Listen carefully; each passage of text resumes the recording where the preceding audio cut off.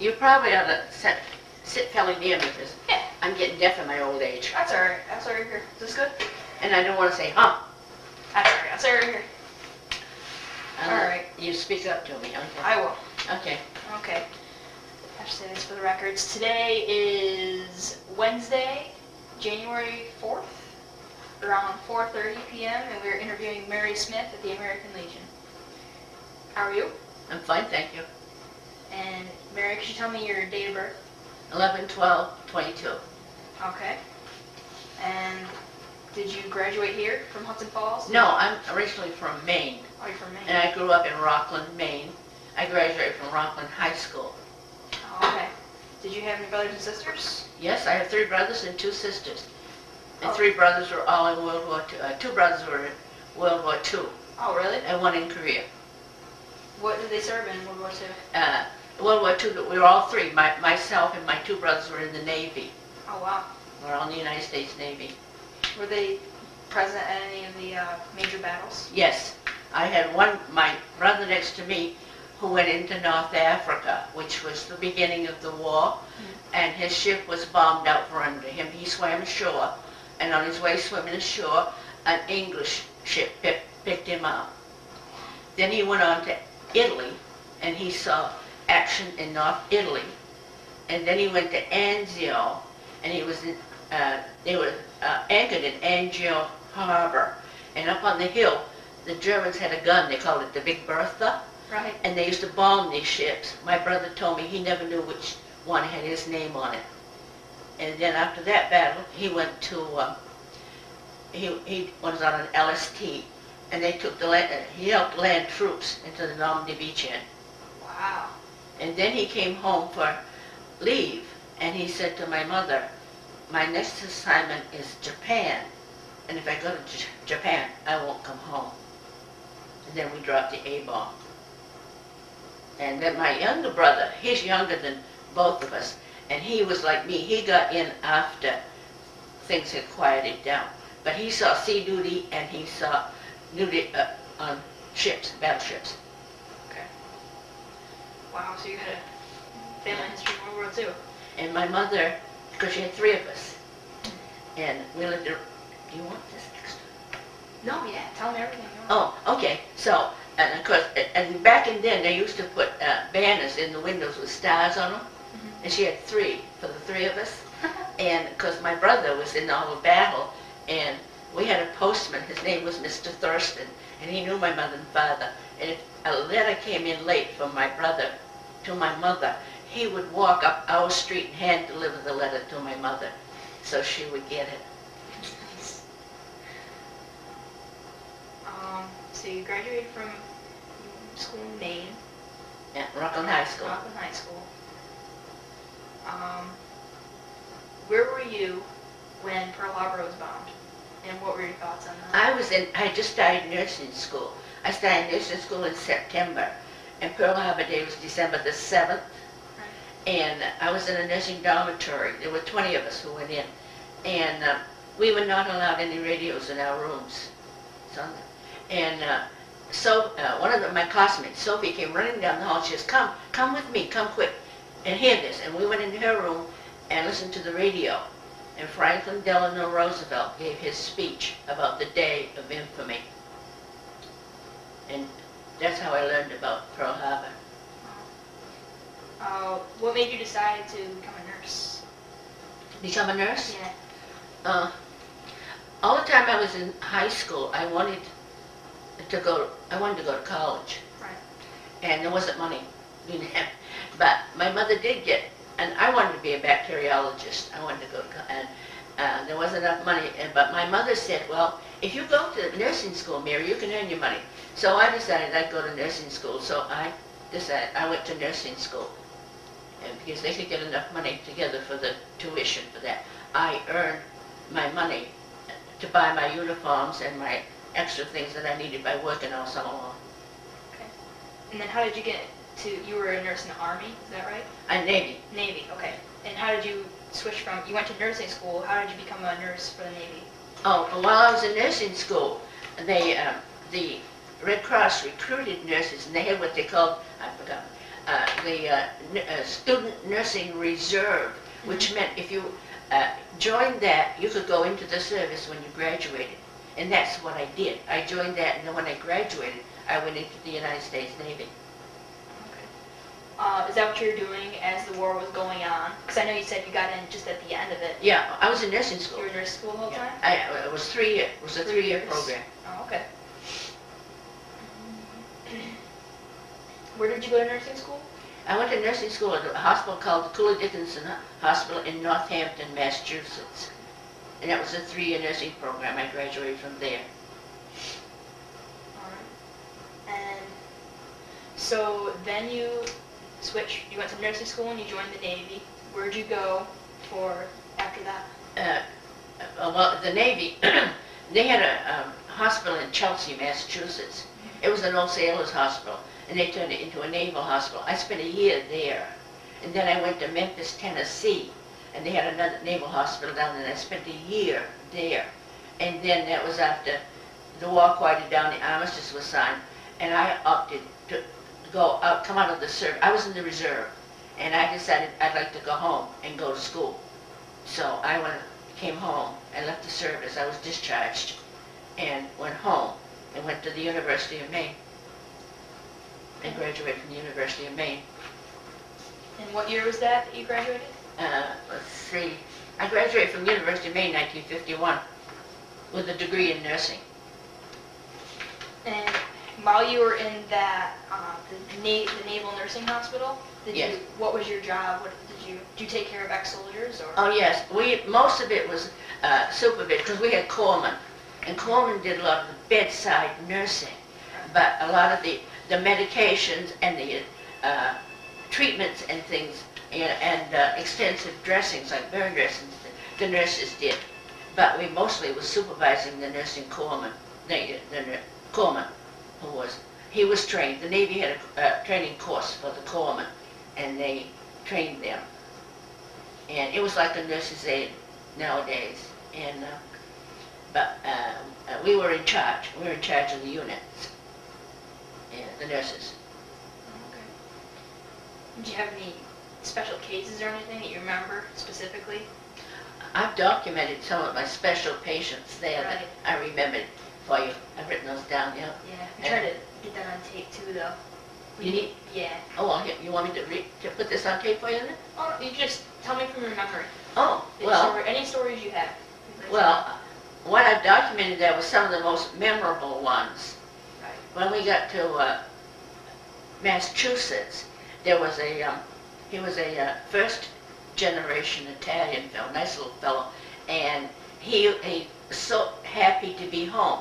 He had been wounded, but he was better, so he could go home on leave, and he'd go home and spend the night.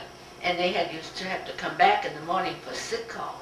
And he said to me, his name was Rizzio, if you sign me in, I will bring you pizza pie. Because I signed him in here a few more hours at home. I'll bring you pizza pie. That was my first introduction to pizza. I'd never had it, didn't even know what it was. And he did. He brought me a round pie that his mother had made for him to bring to me. And then there's another one in there that I mentioned was his name.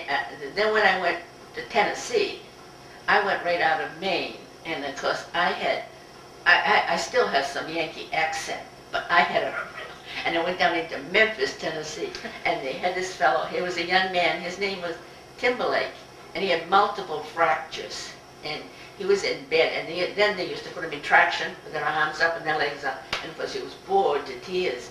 And he used to come to me and say, he'd call, "Nurse, come talk to me," because he wanted to hear me talk. And he said, "Now, Maine, is that in the United States? Do they wear shoes up there?" So I would go talk to him. And one night, we came from around here, it's a beautiful day, and down there, it was always a pretty day. And little differences in language that I learned from him, which was fun. Then I had another fellow whose name was Robinson, and Robinson had a shattered shoulder. And when the GIs went into the service, there was a society called the Gideon Society, and it gave out Bibles to the GIs, and they used to give them a little pocket edition, a little pocket New Testament with steel covers, And Robinson had this one with a big dent in it. And this is where a bullet shot it and hit that cover, steel cover on that Bible, veered off on his shoulder and saved his life. And he still carried it in his pocket. And he showed it to me. He said, this is where the bullet hit me. And then there was another fellow that I don't even remember his name now, but he was terribly, terribly burned. He his ship was bombed and caught on fire, and he dove into the water. And he was rescued, and he was brought to us, and he had terrible burns. They had a burn unit in Texas, so he was transferred. I don't remember whatever happened to him, but I remember how terribly injured he was and how much pain he was in, the poor fellow. Then we had another one, Martin, and the back, he had a chest wound, and we used to put them in casts from their shoulders down to their waist, and he had this cast on, and we used to have inspection. The officer of the day and the junior officers would go through the whole hospital once a week and inspect. We had what we called field day on Friday. Inspection was usually on a Saturday. So this was had inspection. We were already, and you had to have everything perfect. It was a real inspection. And I made a quick unit run around the ward, and I found a whiskey bottle in a wastebasket. What am I going to do with this whiskey bottle? I'm standing there with this whiskey bottle in my hand, and Robinson was laying there. The patient used to lie in bed at attention. Robinson said, "Hey, give it to me." And he slipped it down inside of his body cast, pulled the sheet up under his chin and laid it at attention. And we got an A for effort, which meant E for efficiency. E for efficiency they gave us, which meant they could all, those that were capable could have liberty. They could go out on the weekend and they go into town. If you didn't pass inspection, you got your liberty canceled. So, and I don't know, but there was so many of them, and they were all very young. Yeah, we were all about 20, 21, 22 years old. And I haven't thought about this for a long time. So, but there was a fellow from Texas who taught me how to go horseback riding. He was my corpsman. He used to go down, and there was a stable not far from it. He'd go down and get a couple of horses and saddle them up. And then I would go down and go horseback, because he was an enlisted man, and I was an officer, and I wasn't supposed to go with him. But we'd go horseback riding. He taught me how to ride Texas style.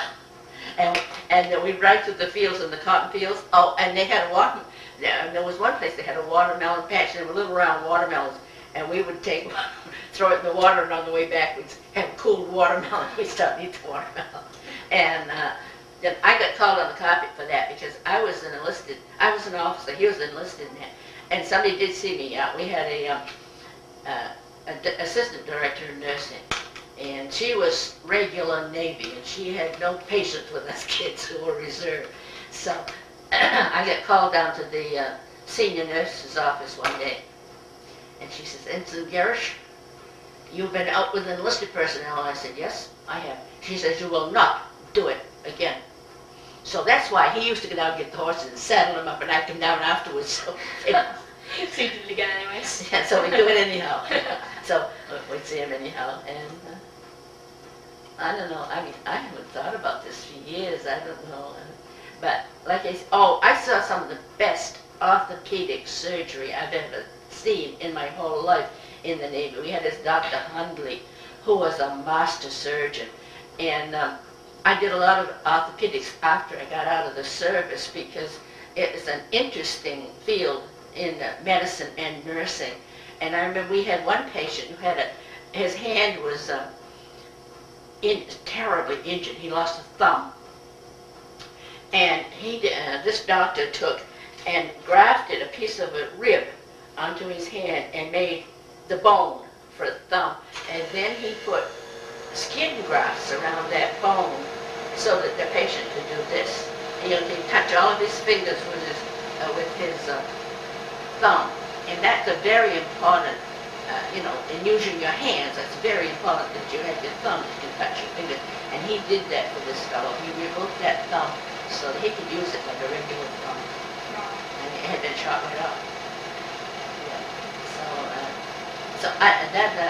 I did a lot of orthopedic nursing after I got out of the service because it was interesting.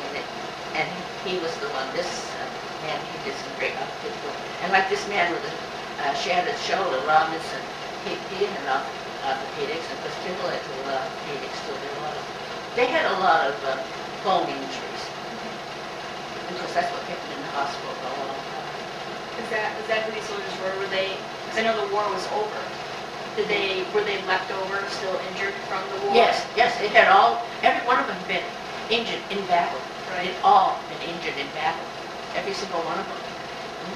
So they had just remained there because they weren't fully recovered yet? Yes, right. Oh, wow. And back in those days, it took quite a while for, and of course they were injured toward the end of the war too. And they kept them in bed for bones to heal, and they didn't put walking casts on in those days. And so Miss Timberlake was in bed for weeks on end.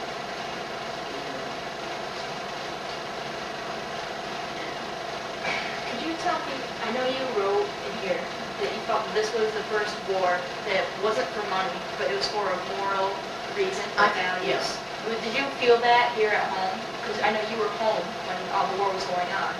How was it at home? We were all united force. Like I said, the postman brought the letter up to my mother, and we were all in it together. And there was rationing, and we all, and we saved metal. We never threw any metal out. We saved metal because it was reprocessed. And it's just everybody was in the war effort. Everybody was in the war effort, from the little kids right on up to because a lot of them had brothers and sisters in the service, and fathers and mothers. And I think that we were not divided like we are now with the Iraq War. I am very uneasy about this Iraq War. But again, we were bombed, for one thing. I mean, Japan bombed Pearl Harbor. We didn't ask them to bomb Pearl Harbor. And so we were attacked, essentially. And all of a sudden, we were a united force. There was no ands, ifs, and buts. We were to protect our country. And I think Iraq, I truly believe that a lot of the motivation in Iraq is oil. Yeah. And they didn't find any weapons of mass destruction over there. And I keep asking myself the question, why didn't we get Saddam at Desert Storm? We were over there, and why didn't we take care of it? If he was such a tyrant, why didn't we take care of it then?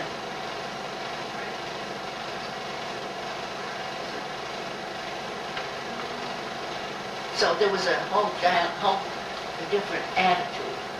And of course it was a different situation. And we've been bombed. And you get kicked in the teeth, you fight back. And that's what we did. But we did know what was going on in Germany, though. Because I remember as a kid in high school talking about the crematoriums. We had what we called a civics class, and we discussed world events and local events and things, and we got to talking about Germany. And it was a known fact that they were cremating Jews. And I remember hearing in the civic class about them cremating so many Jews that the ashes fell down onto the towns from the smokestacks.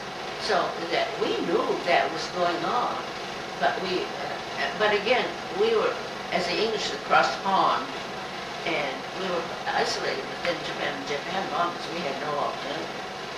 Right. In a way. Yeah. So we joined England, and England was been bombed for quite a while too. I remember them sending little English children over here to get them away from London for bombing.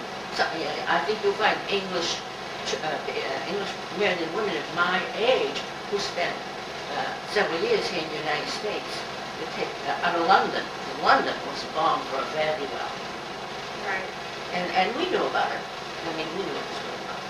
Although we did send help. We sent financial help and we sent ships and things to them.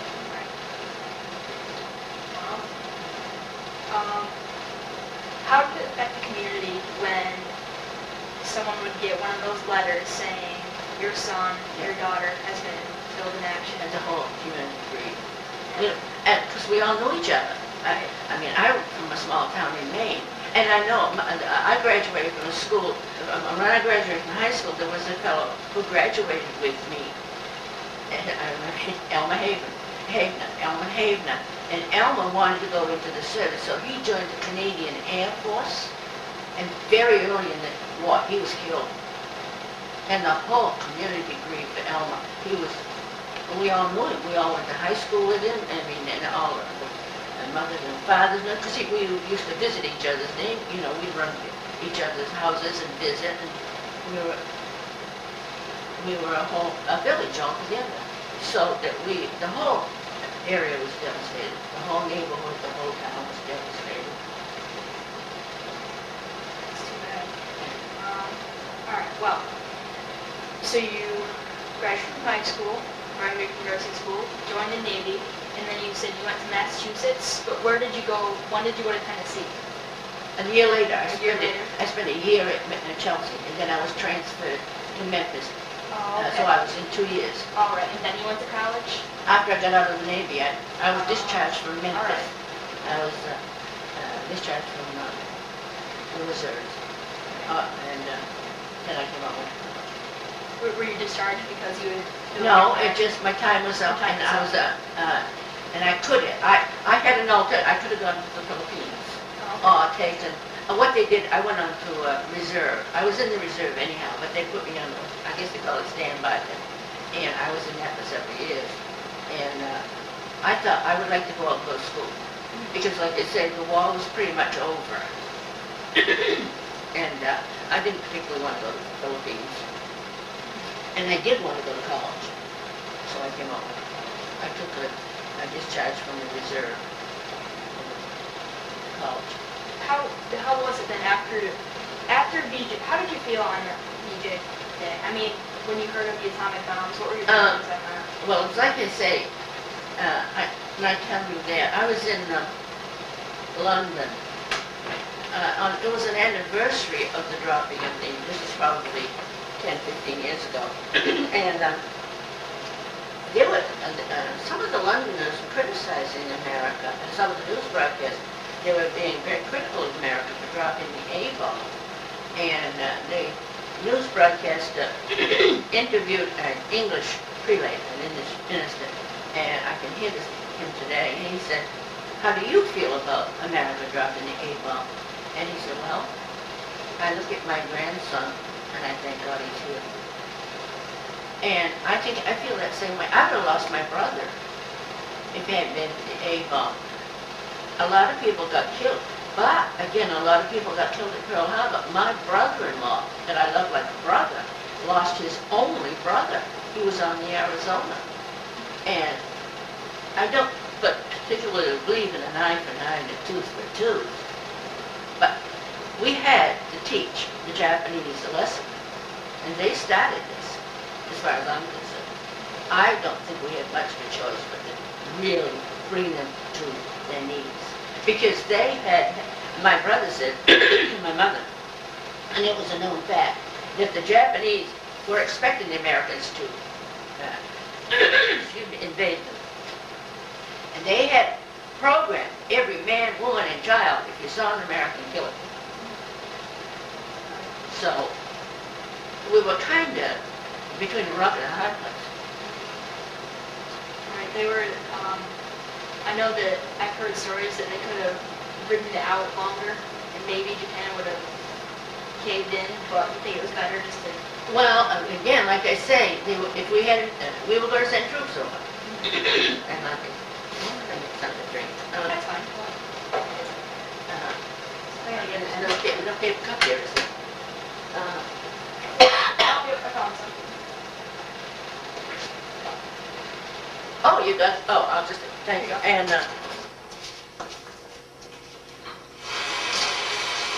like I say, if we had sent troops over, we would just have more troops killed.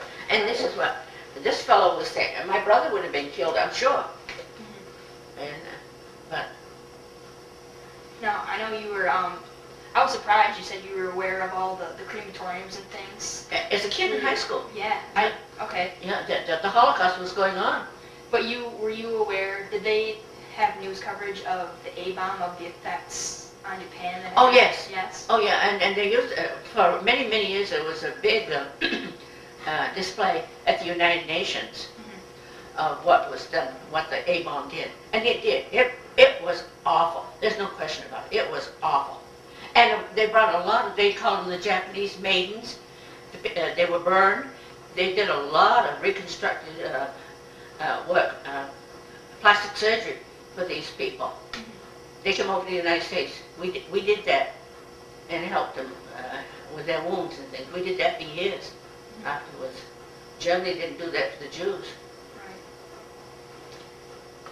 Right. And how was it in your community or just at home when everyone found out that the war was finally over? I wasn't at home then. I was in Boston. I was Okay. still in the Navy. All right. I was at Boston. But I remember a group of us were out with we were out at Boston Commons. We were out, all the town, a couple of nurses and patients, and we were absolutely ecstatic. I mean, we were cheering and laughing and singing and having a great time. I was stone cold sober. But, a lot of them weren't, but I came from no Baptist background. Right. So, but we were elated. We were we were delighted, not only for, the people that we were fighting, but for us. We wanted to get back and put our life together again. And did you feel that the war kind of put everything on hold? That it kind of disrupted people's lives? Oh, yes, Yeah. absolutely. I mean, even the people rationing and all of those things. I mean, in fact, you could only have so much butter a week and so much food, so you wanted to get back on a even keel. Right. So you were discharged from the Navy. Did you get married? See, yeah, I did my 3 years, I finished my college degree, then I got married. Okay. Would you get your degree in again? In nursing, I got married Okay. at the University of Maine. Right. I got a collegiate degree in nursing. That's okay. Yeah, and I married a World War II veteran. Really? Yeah, he had been in Europe, and he was in the invasion in Germany. And there are pictures now in our attic. He went into Auschwitz, Oh, wow. which was the horrible concentration camp. And he took pictures, and there are pictures of bodies lined up like cordwood when he went into that camp. Jewish people he seldom talked very much about it, but he was in the invasion troop that went into Germany and liberated Germany.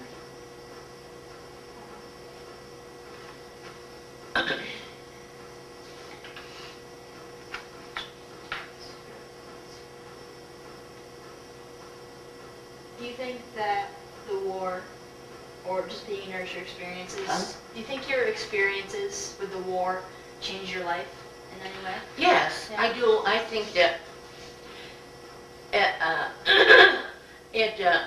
hopefully it made me a better nurse.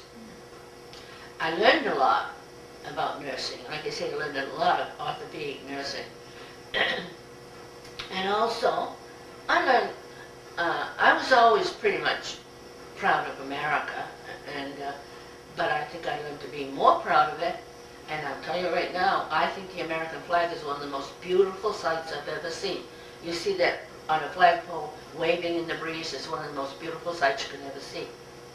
And I grew up saying the Pledge of Allegiance to the flag every morning when I went to school. We used to open our schools with a prayer and the Pledge of Allegiance. And I was proud of my flag then, but I think after World War II it began to have a lot more meaning to me, what it stood for. The freedom and in fact, it's just plain beautiful country. And I was awful glad to get home where I could hear the seagulls and hear the ocean and smell the ocean.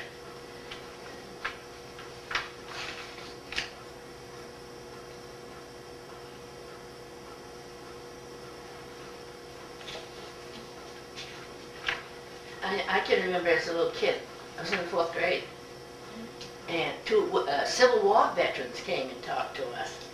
Oh, really? And that made, I can see him, his name was Mr. Philbrick and Mr. Huntley, and they were in their Civil War uniforms. And Mr. Philbrick played the violin, and he used to sing 10 Things Tonight. But again, that gave me a different insight into the Civil War. Right.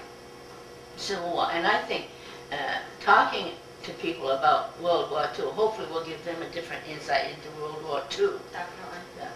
That's what we're here for, actually. And that's great. And hopefully That's why, in a way, I've never talked to anybody about this before. Oh, really? But I'm happy to do it for you because it was an important event in our lives. It was an event that I think we grew as a nation, and I think it's an event that the younger generation needs to know about and understand.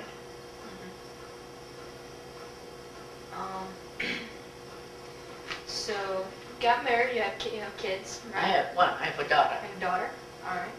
You ever talk to her about tell her your stories? No, not too much, no. Really? No.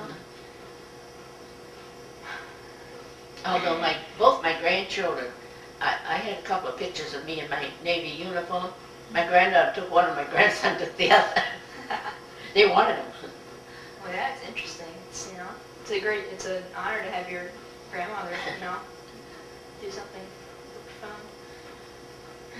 Alright, let's see if I can get some thoughts here.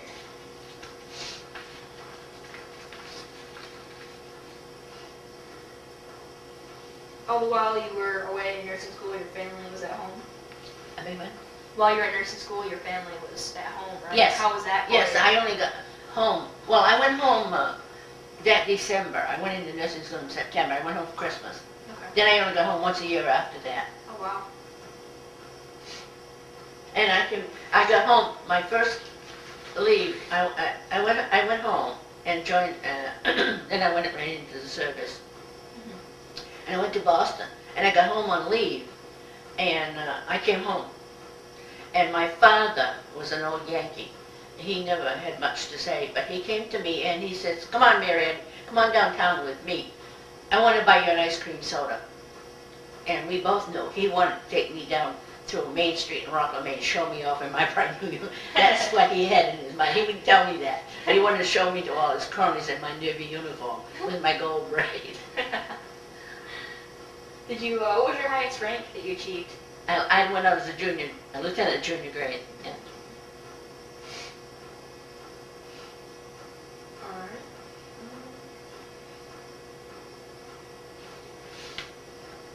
Did you move back home after you graduated, or?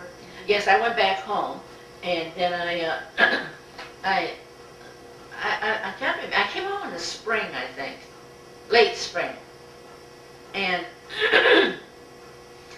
although I was home, we had a big snowstorm. But anyhow, I came home, and then I waited for the fall semester of the university. Then I went to the University of Maine, but I was home a few months before I went into the university, and I worked at a local hospital as a nurse. So how did you end up in Hudson Falls? My husband came here. He was a college professor, and he came to teach at ACC. Oh. So we bought a house out in Kingsbury, and I've been there ever since. So did your kids go to Hudson Falls? Did your daughter go to Hudson Falls? Yes, she went to Hunter Falls High School, Oh, okay. and my daughter went, and my 2 grandchildren. Oh, how old are your grandchildren? One is 26, the other's 23. Oh, wow. They both graduated from Hudson Falls High School, because they lived there on the old farm. Well, that's pretty neat. Alright, do you have anything else you think I should know before we end it? Well, I don't know. As I noticed, I think it's important that what my government did for the veterans too after World War II. And of course, I went to school under the GI Bill, and I am forever grateful to my country for that, because I would have been like the kids today, I would have been knee-deep in debt going to college. But they paid for my tuition. I worked, because I worked for my spending money.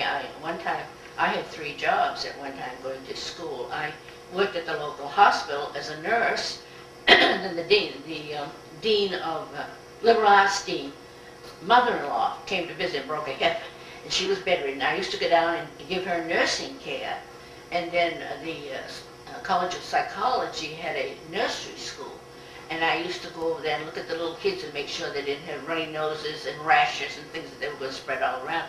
So I worked, but also the government paid my tuition, and I am forever grateful to my country for that. And I think, again, maybe that's another reason that I did give them 2 years of my life, but I think they paid me back. Right. And it helped me get my age, because it helped put me in a higher income bracket, income tax bracket. But that's fine. I pay it with pleasure, because I feel that I owe it to my government. Now, did you become, after you graduated from the University of Maine, were you a nurse? Yes, there was, in Bangor, Maine, there was they had a medical center, had a nursing school, and they had an internship program for doctors, big hospital. And after I went there, they had a 3-year nursing program, and I went there as the director of the 3-year nursing program after I graduated from college. And then my husband finished college. He graduated from the University of Maine. And then we went on and built his career, and then he did his PhD work at the University of Massachusetts. And after he graduated, he came here at ACC to teach. And I didn't work after he finished his high school. I worked as a nurse while he got his master's. And then after he got his master's degree, I didn't work. I was a homemaker. I stayed home long. Right. But did you enjoy that, though, being a stay-at-home mom? yes, in a way, although I was kind of bored, because I was used to being very, very busy Right. all the time. But I did a lot of hobbies and things to keep me busy.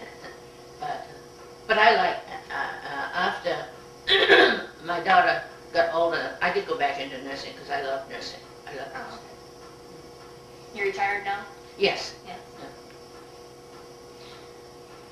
All right, well, I think you pretty much told me everything I need to know. Okay, well, good. Thank you very much. Well, you're quite welcome. I've enjoyed it here. Like you say, I haven't shared this with anybody, but it's things that I almost forgot.